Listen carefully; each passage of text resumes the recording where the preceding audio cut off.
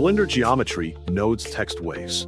Quick disclaimer, you need to follow this guide carefully, because skipping a step will affect your final result. If this guide helpful, don't forget to like and subscribe. First, tap to open Blender on your desktop. Once the program has loaded, select the default cube and move to the side panel. Find the Modifiers section, click Add Modifier, use the search tool, and choose Geometry Nodes. After the modifier has been added, press the New button to create a new geometry node setup.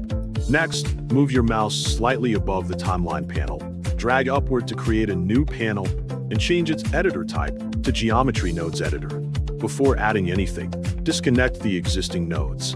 Press Shift+A, open the search tool, and add the following nodes: String to Curves, Transform, Fill Curve, Set Position, Set Material, Scene Time, Multiply, Wave Texture, Separate XYZ, and Combine XYZ. Connect the nodes in this order: String to Curves into Transform, Transform into Fill Curve, Fill Curve into Set Position into Set Material, and Set Material into the group output. Enter your preferred text into the string field and adjust its size.